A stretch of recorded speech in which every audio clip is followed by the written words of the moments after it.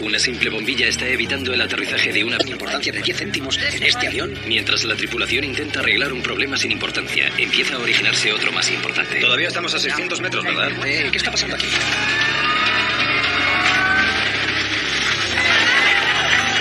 El avión choca contra un pantano en medio de la nada. Los supervivientes del accidente se enfrentan a un nuevo peligro. El pantano está lleno del combustible del avión. ¡Que nadie encienda una cerilla! El vuelo 401 de Eastern fue un accidente clave en la historia de la aviación. Este accidente concentraría la atención de los investigadores en algo inesperadamente peligroso presente en las cabinas de todos los vuelos comerciales.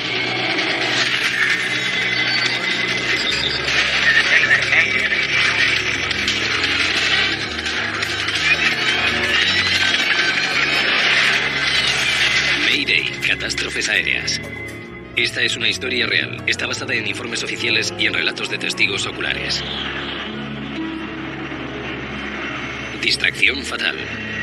29 de diciembre de 1900, el avión de pasajeros más moderno del mundo se dirige hacia Florida. El avión Lockheed TriStar era una nave fascinante, una criatura alada preciosa, un avión muy potente e innovador. La cabina de mando de este avión de la compañía Eastern Airlines es grande y silenciosa. La atención es de calidad. Bob Loft es el capitán del vuelo 401 de Eastern Airlines. Lleva más de 30 años trabajando para esta compañía aérea. Su primer oficial es Albert Stockstill. Su segundo oficial, Don Alrepo. El avión deja atrás el frío gélido de Nueva York y se dispone a descender hacia Miami. Bienvenidos a Miami. La temperatura ronda los 20 grados y hace una noche muy agradable. Dale, baja el tren de aterrizaje.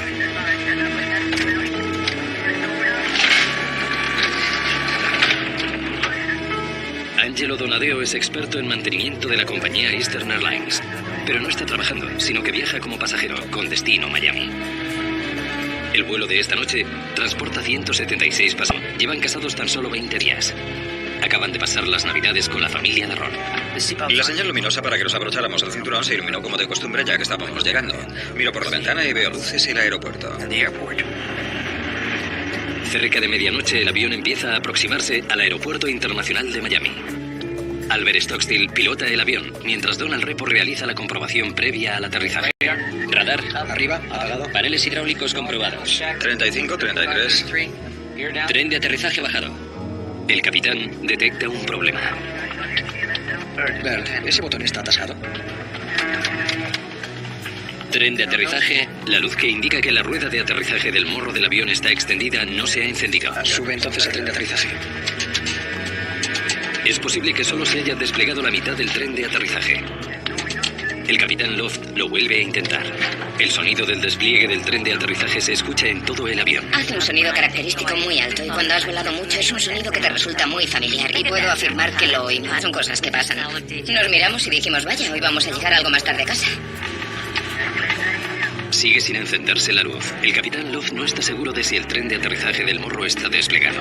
Si no es así, el aterrizaje podría convertirse en una tragedia. Torre de control, aquí vuelo 401 de Eastern. Creo que vamos a tener que volar en círculo. Todavía no hemos conseguido encender la luz del tren de aterrizaje del morro.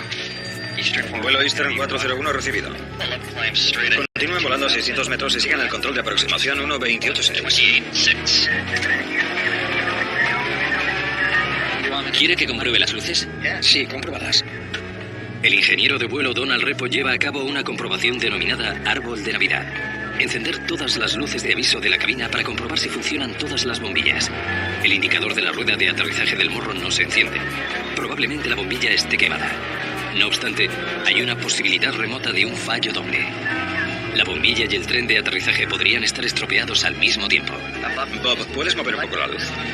Firme la torre de control de instrucciones al vuelo 401 para que suba hasta los 600 metros y para que vuele en círculos, lejos del aeropuerto, hasta que solucione el problema.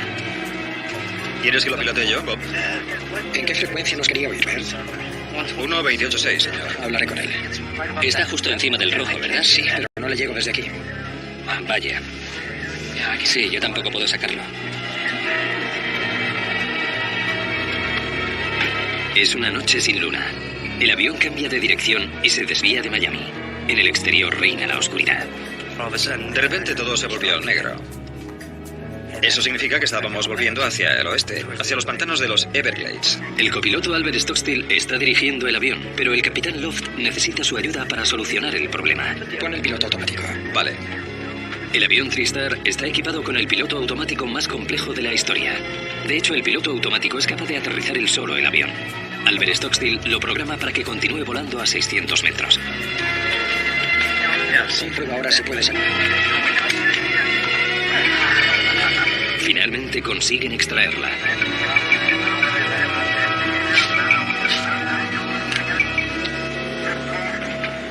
Richard Pragluski es ingeniero aeronáutico. Suele coger este vuelo y por eso sabe que la nave está sufriendo problemas técnicos. Se estaba alejando, iba hacia el pantano de Everglades. Sabía que al avión le estaba pasando algo porque cuando hay un retraso los aviones vuelan en círculos. El problema cada vez tiene más difícil solución. Ahora Albert Stockstill no consigue poner la bombilla en su sitio. Y ahora pulsa el botón hacia adelante. Muy bien. Lo has metido de lado. Vuelo 401 de Eastern, gira a la izquierda, dirección 300. Bien, 300, vuelo 401 de Eastern. Baja y comprueba si sale la maldita rueda del morro. La bahía electrónica del avión se encuentra debajo de la cabina de mando. El habitáculo denominado el agujero infernal es un rasgo único de aviones de gran tamaño. Desde allí es posible ver el mecanismo de aterrizaje delantero. ¿Tenéis un pañuelo o algo así para cogerlo mejor? Si esa maldita... No quiere salir, Bob. Con unos alicates le podría poner el pañuelo de papel para acolcharlo. Te puedo dar unos alicates, pero si lo fuerzas lo vas a romper, hazme caso. A la mierda todo. Tú baja y comprueba si está alineado con la línea roja. Es lo único que nos importa. Hasta que ponerse a discutir por una pieza sin importancia de 10 céntimos... ¿Este avión? Mientras la tripulación hace todo lo posible por arreglar el problema, en la cabina de pasajeros, Richard Pragluski mira por la ventana y ve algo curioso. A la derecha, a lo lejos, vi una torre. Daba la sensación de que estábamos planeando. Y me pareció muy extraño. Richard Pragluski se ha percatado de algo que no han visto los pilotos. El avión cada vez se acerca más al pantano que tiene debajo. Lo estás poniendo mal, ¿no? Yo creo que es cuadrado. ¿No puedes ponerlo recto? No sé, porque se está quedando obstruido. Siempre es por algo. Podríamos haberlo comprobado antes. A falta de la luz verde, no saben si el tren de aterrizaje está desplegado. Ingeniero de vuelo Don Repo se encuentra en la barriga del avión. Hay una ventana en el agujero infernal que debería permitirle ver si las ruedas delanteras están desplegadas. Mierda. No lo veo. ¿Qué? No lo veo. ¿No está alineado? No lo veo. Está todo oscuro y cuando enciendo la luz no veo nada. ¿Están encendidas las luces de fuera? ¿Cómo dices? ¿Las luces de fuera están encendidas? El capitán Loft se ha olvidado de encender las luces del exterior del avión, que son las que ayudarían a ver el tren de aterrizaje. Inténtalo ahora.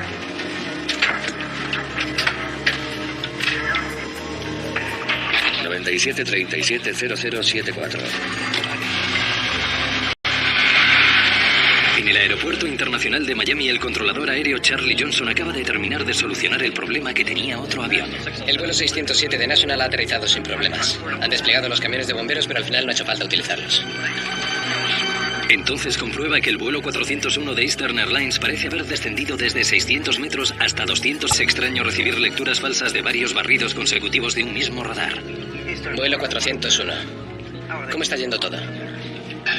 Bien. Nos gustaría regresar y aterrizar. El capitán Loft cree que muy pronto recibirá la confirmación de que el tren de aterrizaje está desplegado. Quiere regresar al aeropuerto. Eastern 401. Gire a la derecha, dirección 180.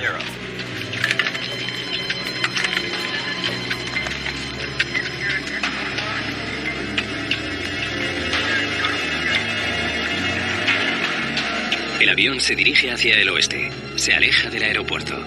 Tardará varios minutos en colocarse en posición para realizar el aterrizaje. En el pantano de Everglades, Bob Marquis y su amigo están cazando ranas. El vuelo 401 pasa por encima generando un ruido ensordecedor. Vi aquellas luces en el cielo. Vi cómo parpadeaban. Estaba todo muy negro. No se veía el horizonte en el oeste. Preocupante. ¿Le hemos hecho algo a la altitud? ¿Cómo? Seguimos a 600 metros, ¿verdad? ¿Qué está pasando aquí?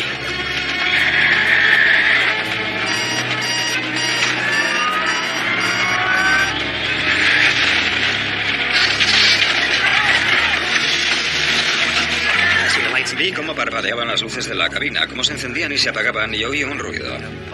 Entonces se produjo una sensación violenta, como un latigazo, y de repente un infierno.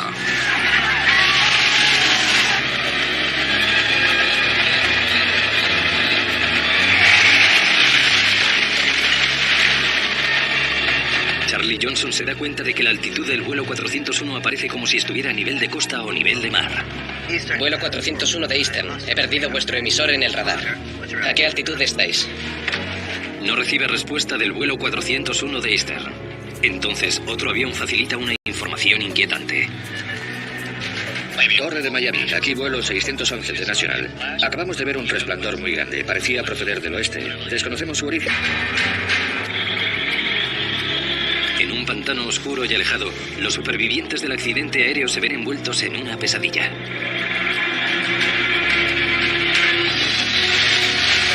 Bob Marquis se dirige a toda velocidad hacia el lugar del accidente. Fui lo más rápido que pude, pero tardé unos 15 minutos en llegar al lugar del accidente.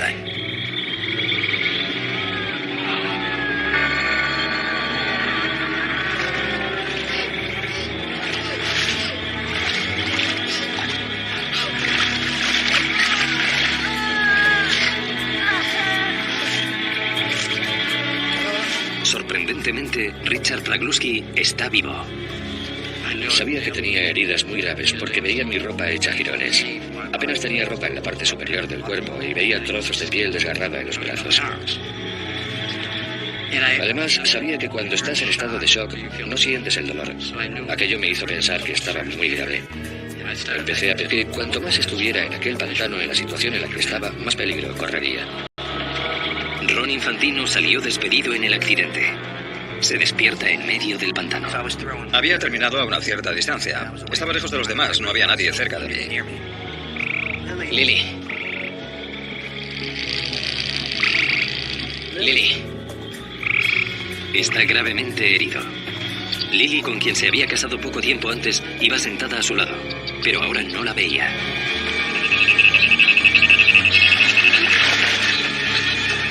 El agua del pantano apagó las primeras llamas. Pero a continuación, los 20.000 kilos de combustible que transportaba la nave inundan el pantano. Una simple chispa podría iniciar un incendio mortal. ¡Que nadie encienda una cerilla! Estamos rodeados de combustible. Habría sido muy triste sobrevivir a aquel accidente y que después alguien cometiera la tontería de encender una cerilla y nos hiciera volar por los aires. Es lo que más me asusta. Bob Marquis se lanza a las aguas del pantano. Inmediatamente nota en la piel el escozor producido por el combustible. Me quemé las piernas. Tuve que pasarme una semana en el hospital con las piernas quemadas. Tranquilo, te tengo.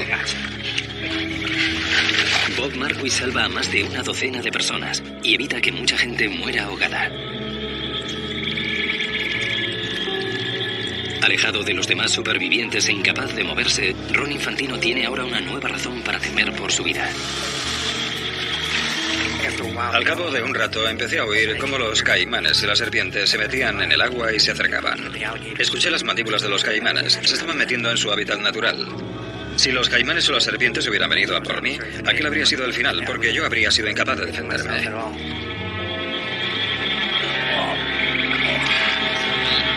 Transcurridos varios minutos, los helicópteros de la Guardia Costera parten en busca del lugar del accidente, pero en la oscuridad total de la noche son incapaces de encontrar los restos del avión. Veía dónde estaban y se estaban marchando en la otra dirección. Empecé a hacer movimientos con la luz hasta que vi que se dieron la vuelta y se dirigieron hacia nosotros.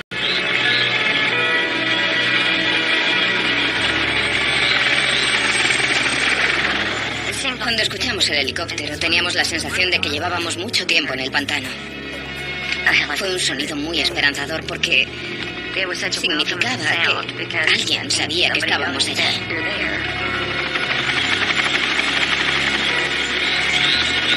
La Guardia Costera llega menos de media hora después del accidente, pero el lugar más próximo en el que puede aterrizar se encuentra a más de 100 metros de allí. Bob Marquis se dirige a toda prisa hacia el helicóptero para guiar a los equipos de rescate hasta el lugar del accidente. El primer miembro del equipo que se monta en su lancha es Don Snake.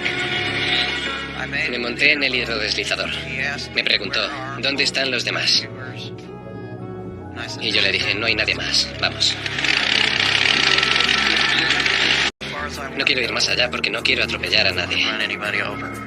Dijo, hay cuerpos por todas partes.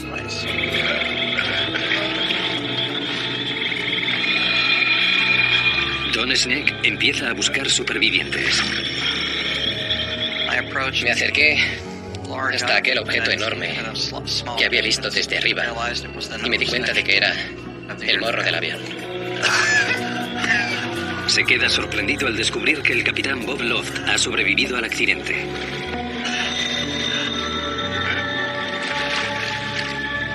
Estaba muy mal.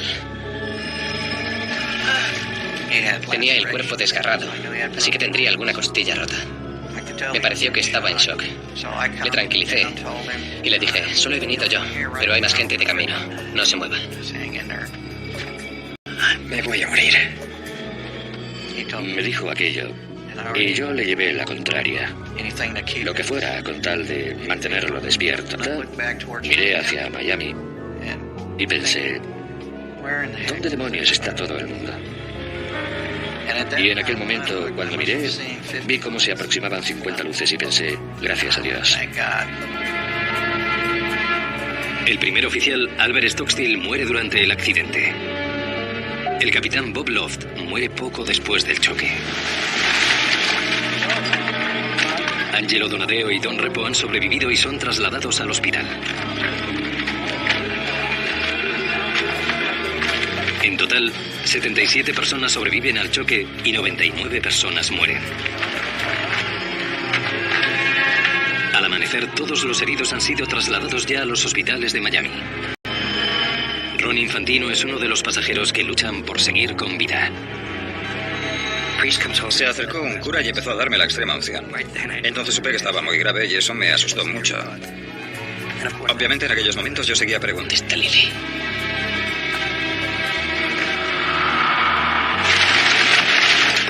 El accidente aéreo aparece en los titulares de las noticias de todo el mundo. Es el primer jumbo que tiene un accidente y causa el número más alto de víctimas en la historia de la aviación civil de Estados Unidos. Hay una presión tremenda sobre los investigadores de la NTSB, la Junta Nacional de Seguridad del Transporte, para averiguar lo sucedido. Era un rompecabezas enorme porque era el avión más novedoso, el más complejo que había, el mejor, y aparentemente estaba en perfecto estado. La Junta de Seguridad se dio cuenta de que iba a ser una investigación muy larga que podría destapar una combinación de problemas de distinto nivel. El lugar del accidente constituye en sí mismo una pista importante para los investigadores que la analizan. Los restos del avión quedan esparcidos por una gran superficie, lo que sugiere que el avión se habría estrellado contra el pantano con el morro hacia arriba, como lo habría hecho si hubiera aterrizado en un aeropuerto. Logran documentar la posición final de gran parte de los aparatos de la cabina de mando. Descubren que la tripulación habría programado el piloto automático para mantener una altitud de 600 metros. Entonces, ¿por qué no lo hizo? Angelo Donadeo, experto en mantenimiento, concede una entrevista a los investigadores. Lo único que consigue decirles es que antes del accidente la tripulación estaba intentando arreglar una bombilla. Pocos días más tarde se recuperan las 2 cajas negras del avión. Los investigadores esperan que les aporten respuestas. Antes de que consigan extraer información de ellas, el ingeniero del vuelo Don Repo muere en el hospital. Ron Infantino, por su parte, recibe una noticia demoledora. Han encontrado el cuerpo de su esposa Lily debajo de una de las alas del avión.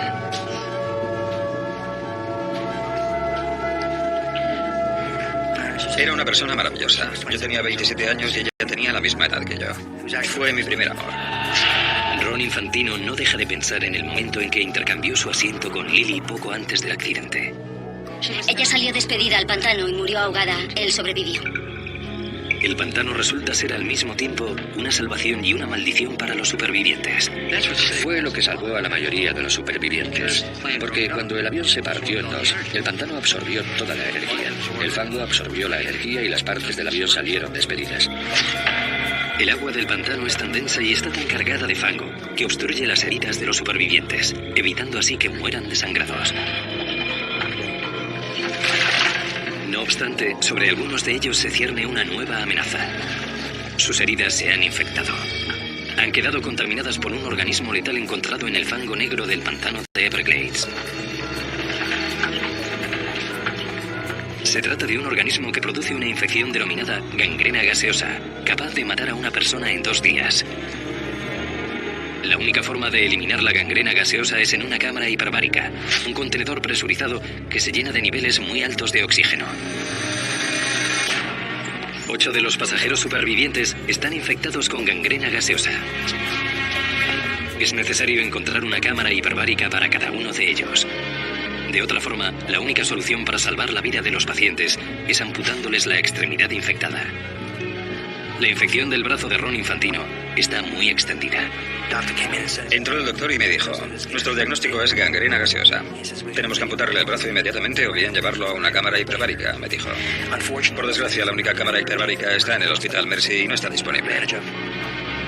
A menos que los doctores encuentren una cámara pronto, Ron Infantino perderá un brazo. Mientras los doctores buscan una cámara para Ron Infantino, los investigadores examinan los restos del avión. Hacen pruebas de los mandos del avión, de los motores, de los aparatos y de sus sistemas eléctrico e hidráulico. El avión era prácticamente nuevo. Estaba en unas condiciones perfectas. No se encontró ninguna razón mecánica. La seguridad las devolvió a Eastern Airlines para que las instalaran en otros aviones de su flota.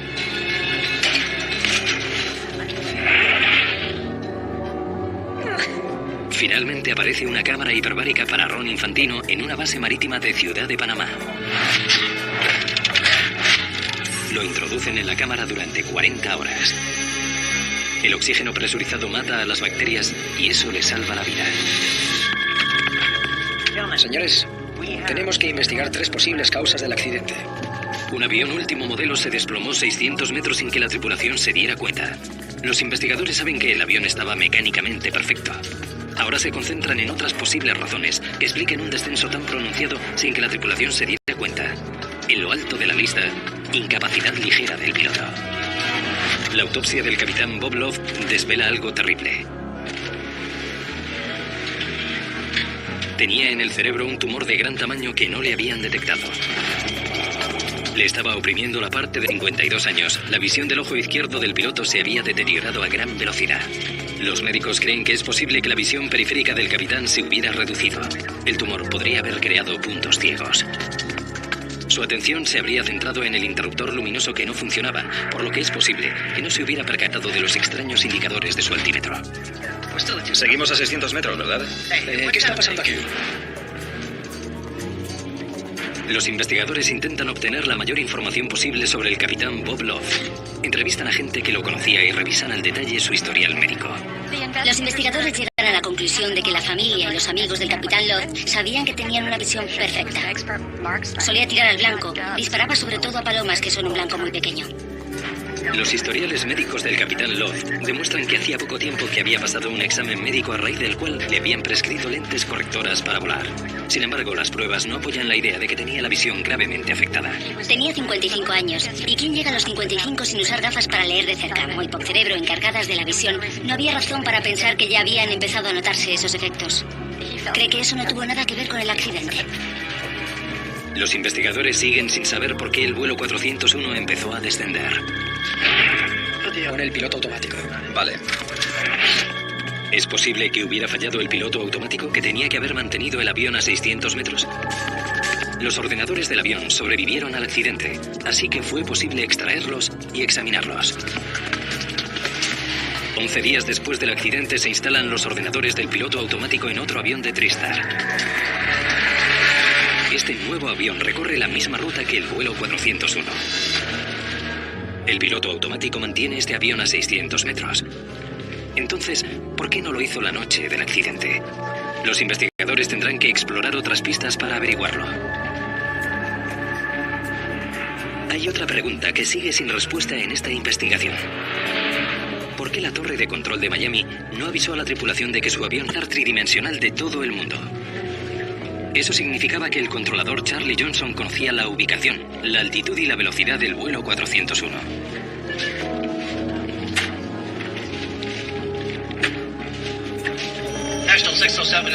Los investigadores analizan las grabaciones de las conversaciones de Johnson y descubren que la noche del accidente otro avión había exigido la mayor parte de su atención.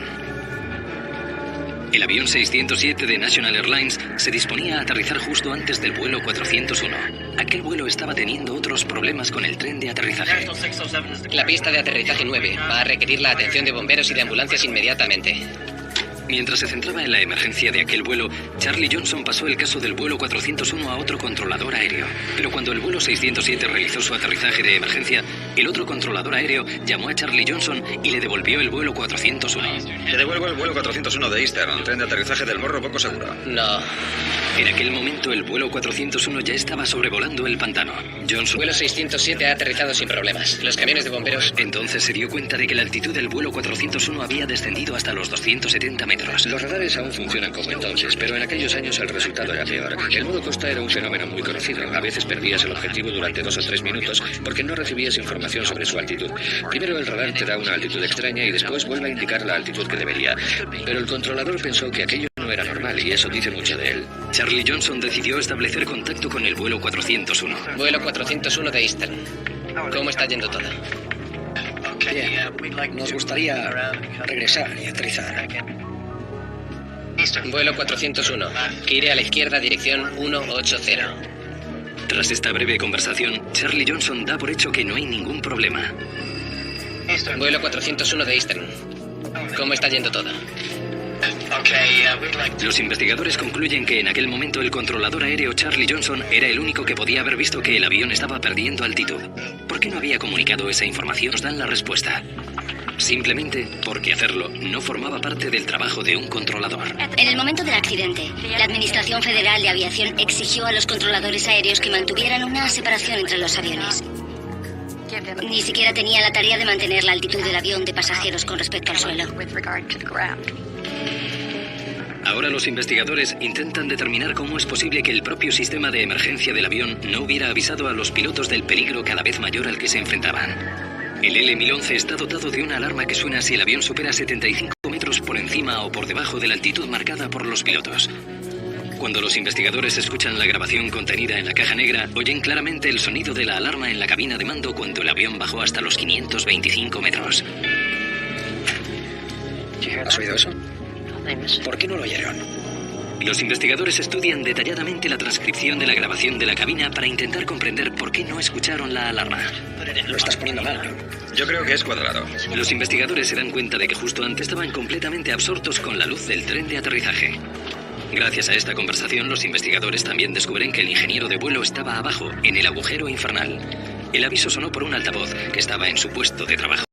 Los investigadores empiezan a darse cuenta de que los dos pilotos no escucharon una alarma perfectamente audible porque estaban concentrados en resolver otro problema.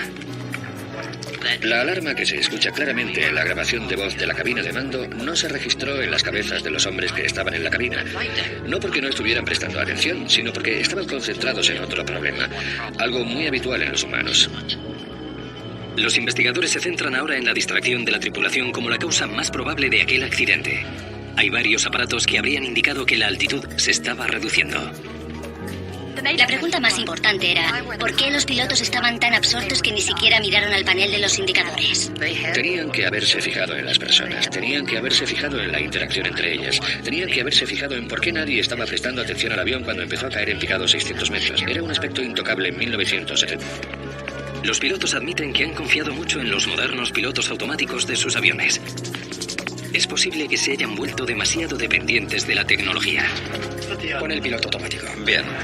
Los investigadores sospechan que la tripulación del vuelo de Eastern confiaba tanto en su piloto automático que no prestaron la atención debida a los aparatos de medición. A ver si puede sacar esa luz. En cuanto encendieron el piloto automático, ninguno de los pilotos prestó atención a dirigir el avión. Todavía tenemos que averiguar por qué el avión cayó en picado. Los investigadores no han conseguido determinar todavía el dato más importante. Si el piloto automático estaba funcionando, ¿por qué el avión se estrelló en el pantano? ¿Le hemos hecho algo a la altitud? La conversación que mantuvieron los pilotos demuestra claramente que no iniciaron el descenso de forma deliberada. Seguimos a 900 metros, ¿verdad? ¿Qué está pasando aquí? Entonces, ¿por qué se produjo el accidente?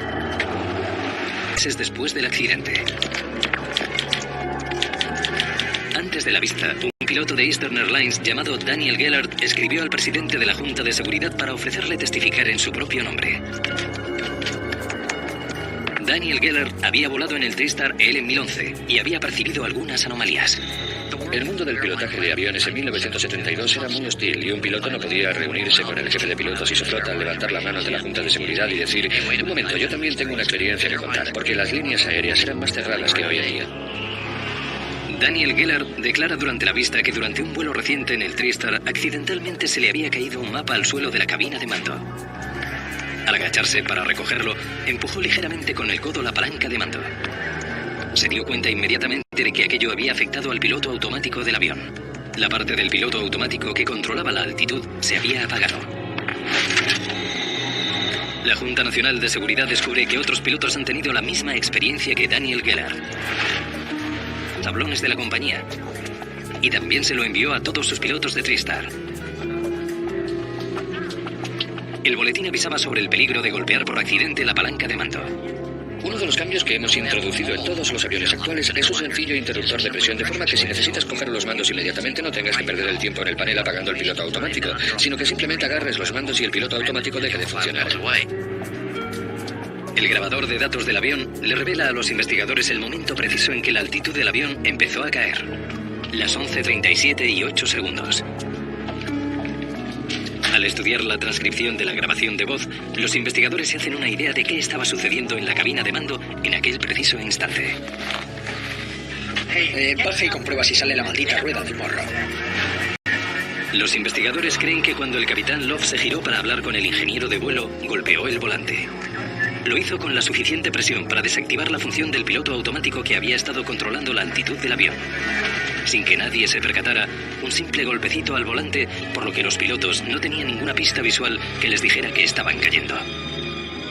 Se determinó que, con un simple golpe, era posible llegar a quitar el piloto automático. Es decir, que en el curso de preparación no se lo enseñaron.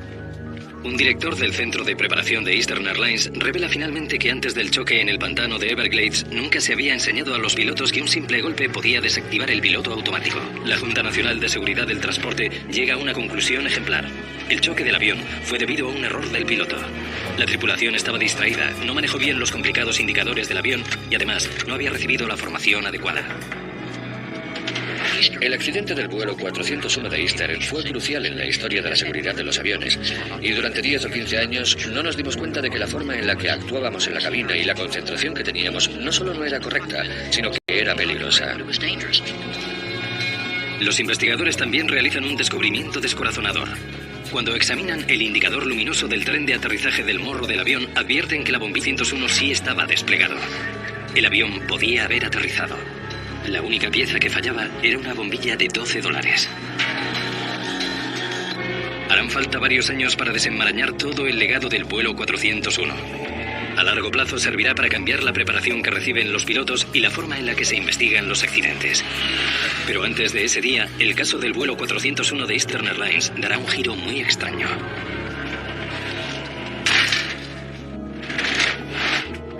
La Junta Nacional de Seguridad del Transporte considera que la investigación sobre el vuelo 401 de Eastern Airlines está cerrada. Se presentan varias sugerencias para evitar accidentes similares. Entre ellas, introducir nuevas normas en la preparación de los controladores aéreos para que estos avisen a los pilotos cuando se están acercando demasiado al suelo. No obstante, 4 años más tarde, se descubre que todavía faltaba por aprender la lección más importante del accidente del vuelo 401 de Eastern Airlines. En 1977, dos 747 chocaron en una pista de aterrizaje en Tenerife. Fue... Muy bien, adelante. 736, seguimos instrucciones. Pista despejada. Aquel accidente fue provocado por una serie de fallos de comunicación dentro de la cabina. ¿Ha salido de la pista el avión de Panam? Se estimó que el 70% de los accidentes se debían a errores de los pilotos.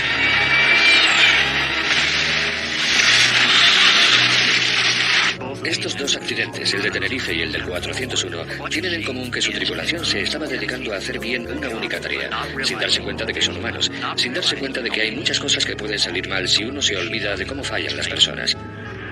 A finales de la década de los 70, la NASA empezó a explorar una nueva ciencia del comportamiento ideada para reducir los errores de los pilotos. Prestad también mucha atención a lo siguiente. Se denomina CRM o gestión de recursos de cabina. La gestión de recursos de cabina significa simplemente que no es posible que un piloto haga una cosa y que los demás hagan lo mismo. Significa que el capitán tiene que ejercer de líder, escuchar e interactuar con... En todo el mundo del vuelo 401 en clases de aviación como ejemplo de una mala gestión de recursos de cabina. El problema fue que no les enseñamos a Bob Loft, ni a Albert Stockstill, ni a ninguno de aquellos hombres que cuando algo va mal, la primera responsabilidad del comandante es mantener el control de la nave, y que eso debe hacerlo él mismo o asignárselo a alguien. Subimos a 600 metros. ¿Quieres que lo dirija yo, Bob? ¿En qué frecuencia nos quería oír, Bert? 1.28.6, señor. Hablaré con él. En el vuelo 401, el capitán Loft no especificó quién debería hacer cada tarea. En su lugar, los 3 miembros de la tripulación se dedicaron al mismo problema. Bob, ¿puedes mover un poco la luz? Primero sácala un poco y después métela con un golpe seco. El copiloto pilotaba y el capitán daba órdenes desde el asiento izquierdo, así que los objetivos ya se estaban cruzando. Está justo encima de la roja, ¿verdad? Sí, pero no le llego desde aquí. Había un interruptor luminoso que el capitán no podía alcanzar y el copiloto sí, pero el copiloto estaba dirigiendo el avión. La situación se presta a un problema grave. ¿Y entonces qué? La tripulación a no sentirse intimidada por el carácter de uno de sus miembros. ¿Tienes un pañuelo o algo así para ponerlo mejor? ¿Algo que me pueda servir? Tú baja y comprueba si esa maldita... No sale, Bob. Es decir, si el principal responsable está teniendo algún problema, en este caso con la bombilla... Vale, entonces prueba hacia un lado. Y eso le enfada mucho y el copiloto ha empeorado el problema, el copiloto también se va a sentir incómodo con lo que ha hecho. No sé por qué no sale este interruptor. A Don Ripo no le hace ninguna gracia tener que bajar para intentar resolver el problema. No ve nada y tiene que subir para comunicarlo. No lo veo. Están todos tensos. ¿No está alineado? No lo veo. Y cuando una tripulación se pone tan tensa, no se trata de girarse y decirle al capitán, no deberías haber hecho eso. Pero esto es algo que con el tiempo se ha aprendido sobre seguridad aérea y que hemos podido enseñar a otras empresas. El gran legado del vuelo 401 es aprender a delegar ciertas tareas en la cabina. El resultado es la reducción del número de accidentes. Aquel choque también tuvo otras secuelas más extrañas. Al parecer, durante un tiempo la tripulación después de aquel accidente, la tripulación y los pasajeros de otros aviones aseguran